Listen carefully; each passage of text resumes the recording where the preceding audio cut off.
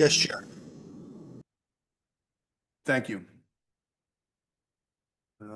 Board members, now is when we'll have to use our microphones so Mr. Kelly can hear the testimonies, and as you gentlemen speak, come up and hit the microphone. Today being August 7th, 2025, we are hearing case number MI 2025-004-689 for 2716 South Street. Gentlemen, could you raise your right hand? You solemnly swear the testimony you're about to give will be the truth, so help you God? And as you come up, if you could state your full name for the court reporter when you come up to testify, that would be great. Board members, prior to today, has anyone discussed any information in whole or in part with the appellate or anybody directly or indirectly connected with this case? Dave Hoffmeister, No. Brian Gilbert, Past the last meeting. Mike Ingram. No. Let the records indicate the chair had no communication outside of staff. All right, gentlemen, we would like to explain to you a little bit about the way we're going to do our proceedings today. We are going to afford you gentlemen all the time required to explain the nature of your appeal, the reason for your appeal, any relevant information. You will have all the time that you need. And when you have completed your presentation to us, we will proceed for the board to ask you questions one at a time. When that has been completed, we will even give you more time for final statements or any final information that you would want to provide that may have surfaced during the other questions. When that has all been completed, we're going to go off record. We're going to go into a deliberation room. We're going to deliberate, and then we will go back on record and proceed to vote in your presence. Understanding that at the end of this process, whether the outcome is positive or negative, our suggestions go to the commissioner for final approval. Depending upon the outcome of today's proceedings, we'll explain that to you a little bit at the end. You know, that'll take a little bit of time to go to the commissioner, get signed, and get back to staff. So with that, gentlemen, all three of you, we have two up here. Everybody can feel free to come up at one time, and then we'll. That's perfect. Thanks, Deb.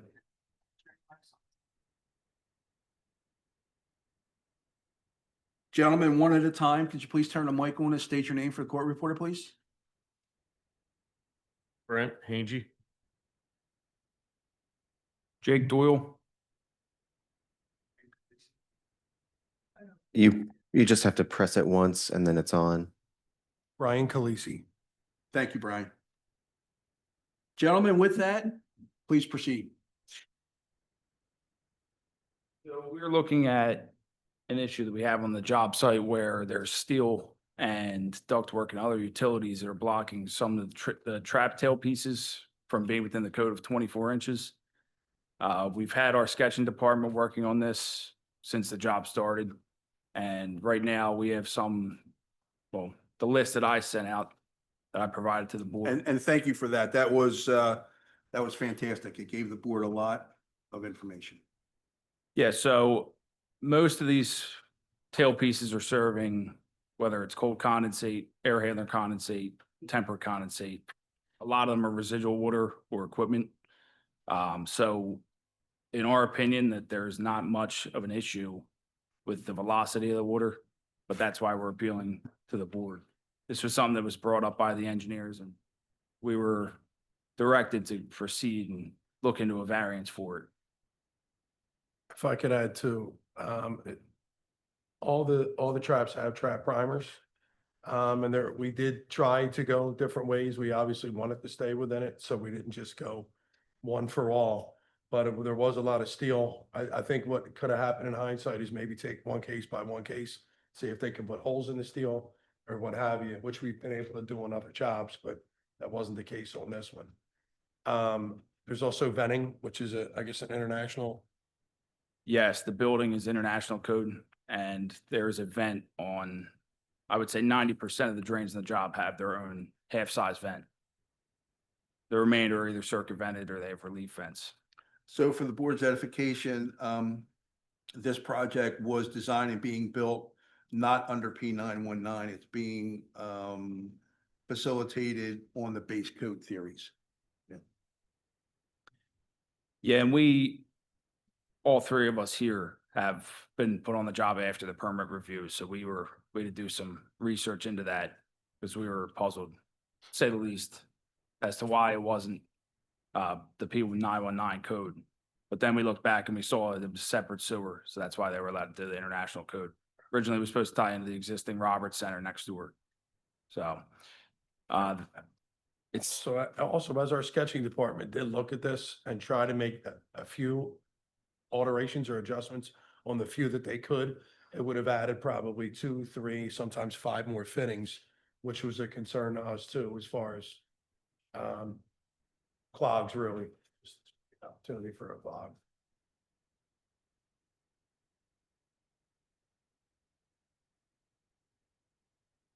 Anything else, guys?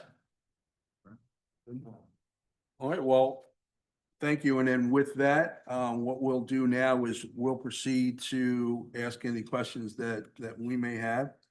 I'll call on the board members one at a time. I'll begin with myself. So thanks for providing some of the photographs too. The photographs, again, tell a tale. I guess my question is, you mentioned that all of the drains are primed. So judging from the photograph, it looks like that some are tapped right above the trap weir, which obviously you're going to have some sort of mechanical trap primers to it. Are they all going to have mechanical trap primers, or is there going to be some trap guards as well? So that's a discussion that we're trying to have with the engineer. Obviously, the owner's concern is sewer gas, trap siphoning out. And that's something that we've worked with them in the past. They do allow them. So we're kind of having those discussions with the engineer to have the trap seals or trap guards, as you would say. And I know this is a question that you didn't provide the information to, and I don't mean to put you on the spot, and I don't really know how relevant it is. But do you have a sense on the ones that exceed 24 inches? Do you have a sense on how many of them will potentially be trap guards or pro-sets or mechanical primers? So the engineer, we had this discussion with the engineers for the past 4 months, and they were supposed to, on a case-by-case basis, see what the risk of each trap siphoning itself out was. And At all them traps, they want to do it on a case-by-case basis. Right, exactly, but each one of them does have a. They a have- trap guard, or they have trap Trap primer. primers, every one of them do. but the trap seal is a different story. That's something that's being reviewed by them. So I carefully reviewed the information, and again, I thank you for that, because that made our job up here a lot easier, having this information. And the board is grateful for you guys to provide that. So I only have a question. There's actually not that many that I've been able to identify as I would think to be a problem with.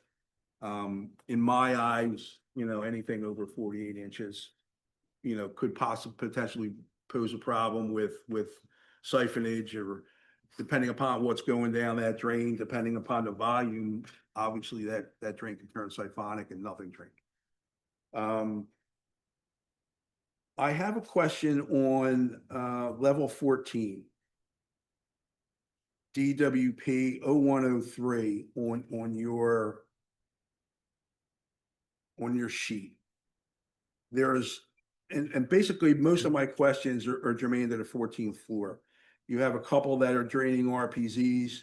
You have a couple that are draining Sorry. cold Sorry, or could you say that page condensate. again? I apologize. F or DWP 0103, FCU. So that's kind of irrelevant, Brian. So let's just talk about what they're draining. All the other ones are either emergency floor drains or very low flow. But the one I particularly want to talk about is the RPZ drain, the one draining the RPZs, which is a 52-inch riser on the 14th floor.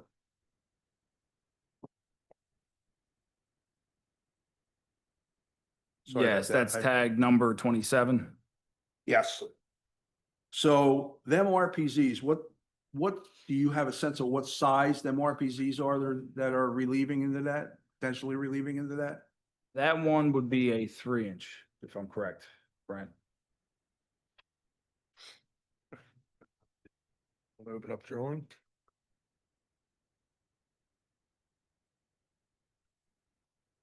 Would it be helpful if I share a screen so that everyone can look at the page? Oh, I'm sorry, Matt. Would it be helpful if I share a screen so that everyone can be on the same We page? have, no, we all have that. We have good, thank you. Thank you very much. It says 4. I think they have the same sheet in front of them. They developed it, so. Yeah. Yes, those two are 3-inch. So those are gonna Well, be, is There's two of them, one's a bypass. It's just a bypass that has its own RPZ on it. so that's a 3-inch device. 3-inch device should be a 2-inch air gap off of that. 1.5 inches, maybe.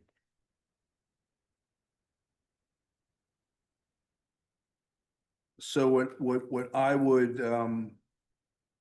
urge you to do, not that I think it has anything to do with these proceedings today. You're draining that RPZ into, a 3-inch RPZ into a 4-inch line. So this board has taken up the, issue of proper drainage sizes for RPZs and air gaps in the past quite extensively. And we've done quite extensive research on the GPM capacity versus the pressures and everything else. And there could potentially be a question on that one. So if you guys would make a note, again, not that it's germane to these proceedings, but if you just check with the engineer and make sure that that engineer is comfortable that if there's a catastrophic release of that device, whether or not that 4-inch drain will handle it. Okay, thank you. And let's keep into perspective, that's a 52-inch riser too, so the potential for that going siphonic in a catastrophic release is quite prevalent. The other one I have a question on is the cold water condensates, also on level 14. It's going into a 4-inch riser, and that has a 56-inch riser. Them cold water condensates that you're indicating that they're relieving, is there any concern to a greater GPM level in your professional opinion? And we're talking about 24, tag 24, just to verify. Yep. Yeah, that particular drain, I don't see a concern with. It's Okay. either gonna be a 3/4 or 1-inch line going down. It's just atmospheric condensate. There's no So there pressure again, to it. if we consider the, the potential GPMs that's going to relieve a 3/4 and a 1-inch line, we can determine by GPM that's perfectly fine. So they're the only ones that I've had a particular question on. We're gonna proceed with questions from the rest of the board. Mike Ingram, No questions. Brian Gilbert, Yes, so you guys sent over a packet with the pictures. I'm looking here at the second page in, I'm assuming they're all the same. Level 7, it's got the green epoxy pipe with the 4 traps. It looks on the far left, you have additional support on the trap. I can't see the two where we're facing the primer side. Are they supported? Additional support? Yes, all the traps should have an additional support on them. Okay, every one of these seems to have an additional piece of pipe with 2 Husky couplings on. I'm assuming, I could be wrong, you guys set the drains with piping in it before the pour, and the pipe wasn't long enough? No, what we did on, if it's a floor sink, yes, they were previously set. If it is a stainless steel body, we did set it with short pieces on, but CHOP does not want a band in the floor. So we made it with a hub underneath, should have a bell underneath. So they could possibly chop, they don't want to have to go into the Mechanical? ceiling. It's just a mechanical room floor. Yeah. Is that what that is? You have the riser clamp directly underneath the bell? Yes, Is- correct. What's the joint on those drains, or does it vary? Are they inside caulk? Are they no? On the stainless steel ones, they are a no hub. On any other floor drain, which is a Smith body, they are inside caulk. And the floor sinks are The inside? floor sinks, I don't think they offered the style that they wanted inside caulk. It's a stainless steel body, like 10 by 10 body, square. Oh, yeah, if it's stainless, they're probably. It was a stainless steel, yeah. Okay, totally get that. And we've established you guys are using the international code, which I'm looking at some of these pictures, it would have been damn near impossible to add the vent and the 2 additional fittings and still make your set, you're within a foot or 2 of the steel, and I can see you're touching the steel here. I have no further questions. Thank you. And thanks for clarifying that too. I think most of us sitting here were wondering why the additional pieces. I didn't know if it was prefab, and if you think some prefab, and I'm all sitting there wondering that. Yeah, what we did on the stainless steel drains, it's a service joint underneath with a gasket, so they can pull the drain without being on 2 floors. And then the drains we did inside caulk. Absolutely makes sense. Michelle Brisbane, No questions. Shane, No questions. thank you. And Mr. Hoffmeister. One question here. The type of trap primers you guys are installing, what are they?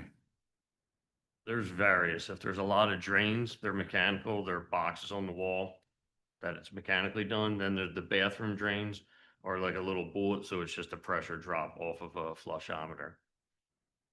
So it's a pressure activated primer? On the bathroom ones, on the mechanical room ones, it's a box, so it's electronic. Electronic? Yes.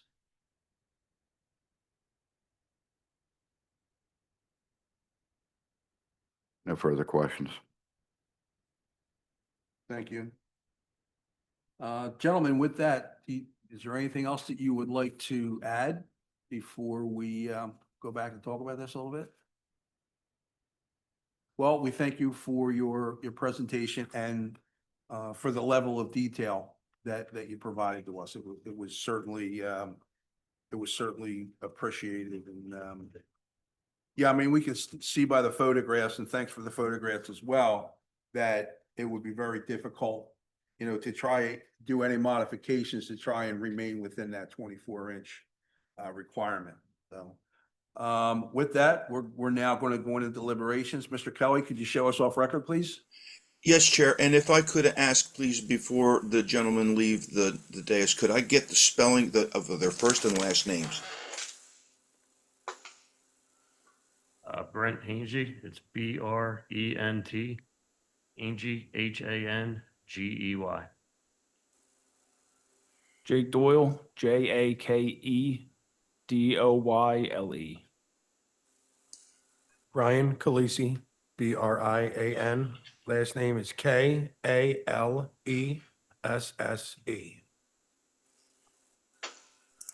Thank you. You got it, and let the record show, please show us off record. Thank you.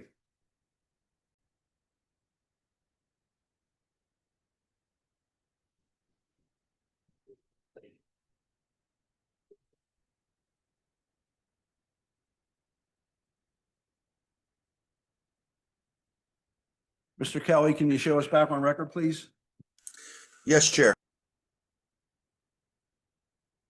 Today being August 7th, 2025, we continue to hear case number MI 2025004-689 for 2716 South Street. Board, what say you? I motion to approve the appeal and grant the variance as requested. Second. Motion on the floor and seconded. Any additional questions or comments on the motion? We will proceed to vote one at a time. Mike Ingram. David Hoffmeister, Approve. Brian Gilbert. The record, let the record show the chair votes aye by unanimous decision. We are going to suggest approval for your request. As I mentioned earlier, all of our information now goes to the commissioner. He does a final review and approval. That normally takes, Deb, what, a week or so? Weeks to 10 days, depending on if the commissioners in or not, so. So what we're going to suggest, gentlemen, that in 10 working days, 2 weeks, if you don't hear anything from Deb or Phil, please reach out for one of them. Any additional questions or comments on your end? All right. I just thank you for your Yeah, time. thanks for your time. Appreciate you guys reviewing this for us. Thank you very much. And that concludes the testimonies and for case number MI 2025-004689. Gentlemen, thank you. Thanks for coming to visit us. Appreciate it. Mr. Kelly, please show us off record. Yes, Chair. Thank you.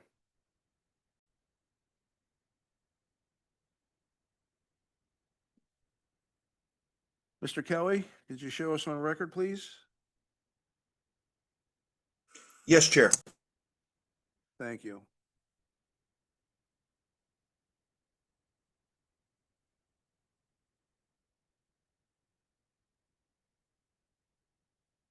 Good morning and welcome to the Plumbing Advisory Board. Morning. I would like to explain a little bit of how we're going to conduct the proceedings this morning. When we call the case, we will afford you and your team all of the time necessary for you to explain the reason, the nature of your appeal. We will afford you all the time that you need to do that. And then once you have completed that, one at a time, the board members will ask you questions if they have any. When that is complete, we will again afford any more time if you would like to provide any closing statements or additional information. And then when that is done, we will go off record. We will put you in a waiting room and we will proceed to deliberate. When that is completed, we'll come back on record and proceed to vote. Do you understand the way we're going to do things? Yes. clear. Awesome. Awesome. Would you please state your name and the proper spelling for the court reporter, please? Yeah, I can go first. My name is Neil Kane, Neilcain, with Federal Realty. And I am Howard Liebold with McGillen Architecture, HOWARD LEBOLD. We are the architects for the project. I believe we have a couple other representatives with us as well from representing our client, KinderCare. Okay, we will. Jeff Stevens, JEF.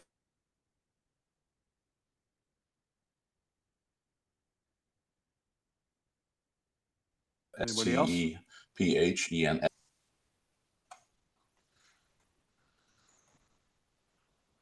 Okay. Everyone who will be testifying, could you please raise your right hand? Do you swear and affirm the information you are about to provide is true and accurate? So help you God? I do. I do. I do. Thank you very much. Right. Board members. Prior to today, has any board member discussed any information in whole or in part with the appellate or anybody directly or indirectly connected to this case? Mike Ingram? Dave Hoffmeister? No. Brian Gilbert? No. And please let the record show that outside of staff, the chair has had no communications. Today being August 7th, 2025, we will be hearing case number MI 2025-004-718 for 701 Cathedral Road. Again, welcome. My name is Walt Krasinski. I'm the chairman of the Plumbing Advisory Board. And with that, please proceed with your presentation. Thank you.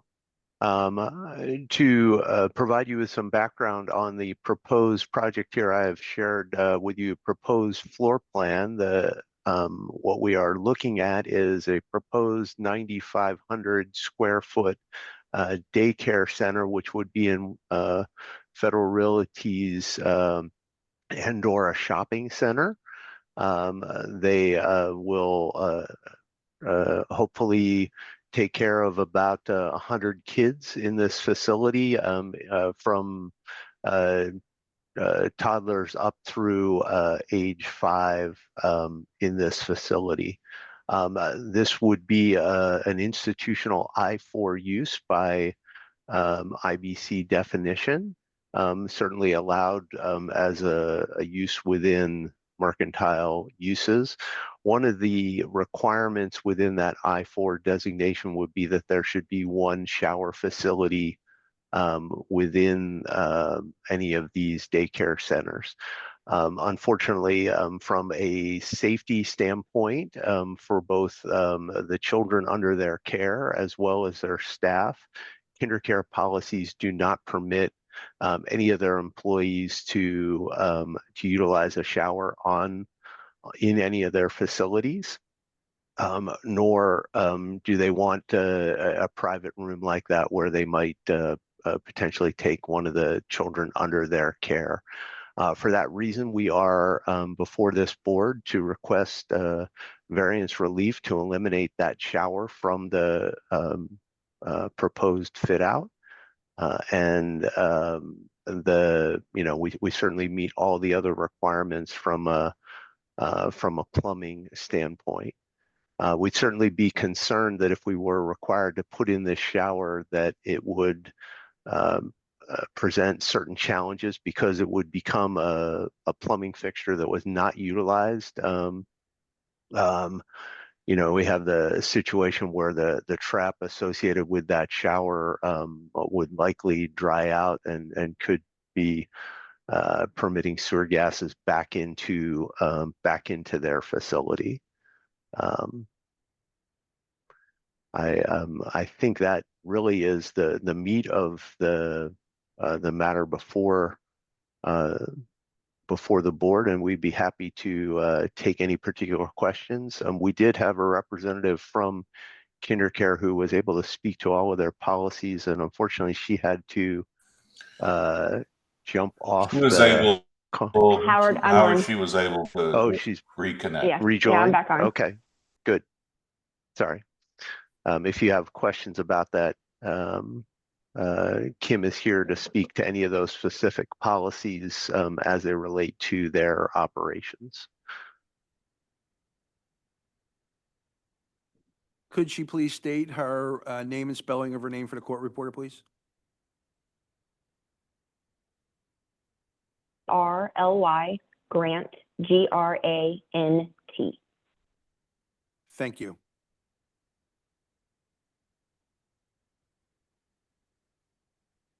Chair, this is the reporter. Could she be sworn in? Oh, thank you. I was just reminded of that. Kim, could you please raise your right hand? Do you swear and affirm the testimony you're about to give will be the truth, so help you God?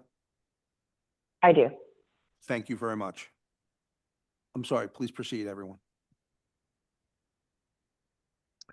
So I don't, Kim, unless you have anything you'd like to add to what I stated before, I believe we are provided all the information that we think is necessary for the board to hopefully ask any questions and then render a decision on this matter.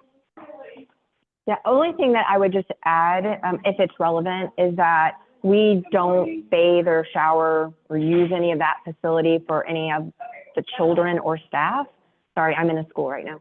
And so it really would just be something because it's being required. It would not be anything that we would really use. Okay, well, thank you for your presentation. The board will proceed to ask questions if they have any. starting with myself. You testified that this facility will be servicing children up through age 5, no children above the age of 5? That is correct. Okay. Now, obviously, KinderCare has, we're all familiar with many locations. Are you aware of any other locations that in fact do have a tub or shower facility? There are some locations that do have shower facilities, but they are not utilized based on the policy that we just referred to earlier. Okay, very good, fair enough. I appreciate that. I have no further questions. Mike Ingram, No questions. Brian Gilbert. Yes, I have a couple questions. So your company policy does not allow for the utilization of showers. So if a child has an accident, they're just given extra clothes? I mean, is that the policy? Yeah, that's correct. We don't, like if a child has like an accident, the teachers clean them up using like wipes, and they have extra clothes that the families provide. And then if need be, we will reach out to the family to either come support or pick up or bring extra things. But yeah, we don't do any type of bathing or anything like that. Okay, earlier, one of you testified, I unfortunately don't remember who, that you said it was a safety concern having just a shower in your facility in case, I don't even, something could happen. I'm looking at your plan view. You appear to have a lot of single-user bathrooms. Do you have the same safety concern for the single-user bathrooms with the lockable door? What we do, but all of those bathrooms that are within any of the classrooms are actually half-height walls. So they provide any of the children with privacy by doing that. But then there is the opportunity for the teacher to observe what might be happening within that room. So if one of the workers within the KinderCare facility is assisting a child in that area, there's also secondary observation of that toilet room, so that again, the same issues from a safety standpoint are being addressed along those lines, where we're trying to provide privacy in that situation, but also make sure that we're protecting the interests of both the children under KinderCare's care, as well as the safety of the staff that's working there along those lines. So we think that approach accomplishes both of those things. Okay, now, you guys obviously operate quite a few facilities, am I correct? Kim or Jeff, do you have that Yes. number? Yeah, it's like roughly around 1,500 nationwide. Okay, does your facility ever change hands? Do you ever leave an area, sell the building, maybe to another, has it ever happened to another child care provider? I mean, there are times that, yes, I will say that, I mean, to simple part, yes, but that is rare. The only time that really ever occurs is if we're in a market that no longer is viable, but that, again, is a rarity. So it's not guarantees that you will be the owner and occupier of this facility forever, for the duration of the building? True. Yeah. Okay, that is all the questions I have. Thank you. Thank you, Brian. Michelle Brisbane? Shane McNulty?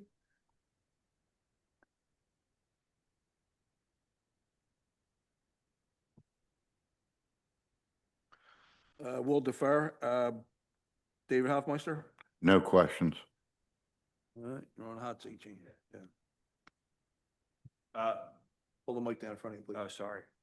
Would you, I'm just asking for before going into deliberation, would you be opposed to plumbing and capping one of the locations for potential use of a shower in the future?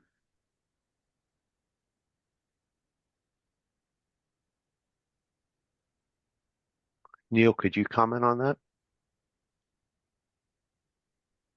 I have no reservations in doing that. If the intent is to put it in there for future owners, should this establishment transfer hands in the future and then be accessed for plumbing, I have no problem with that. I was just curious. Excuse me, this is the reporter. Could I ask who asked that question? Shane McNulty asked a question. Thank you. All right. With that, do you folks have any other additional information you'd like to provide or? Okay, hearing I none. don't. Hearing none. I apologize. We have a slight delay on the Zoom. I'm sorry for that. All right, so hearing none, what we're going to do at this point, we're going to put you in a waiting room and we will bring you back in once we've had a chance to talk about this. Mr. Kelly, thank you. Mr. Kelly, could you please show us off record? Yes, Chair. Thank you.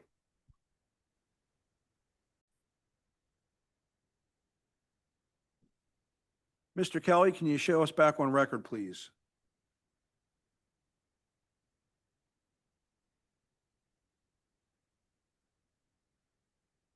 Yes, Chair. Thank you. The day being August 7th, 2025, we continue to hear case number MI 2025-004-718 for 701 Cathedral Road. Board, what say you? Motion to approve as requested. Motion on the floor and seconded. Are there any other questions or comments on the motion? Hearing none, we will proceed to vote. Mike Ingram? Yes. David Hoffmeister? Approve. Brian Gilbert? Approve. Let the record show that the chair votes in the affirmative. Ladies and gentlemen, your request has been granted. The way it's handled from this point, our suggestion goes to the Commissioner of License and Inspection for his final approval and signature. That normally takes 1 to 2 weeks, working weeks. So if you do not hear anything from Board's administration within 10 working days, kindly reach out for Board's administration. Do you have any other questions? No, thank you very No, much. No. Thank you for your time. No Thank you problem. all. Thank you for coming to visit us. That concludes case number MI 2025-004-718. Mr. Kelly, could you please show us off record and thank you, and you are excused.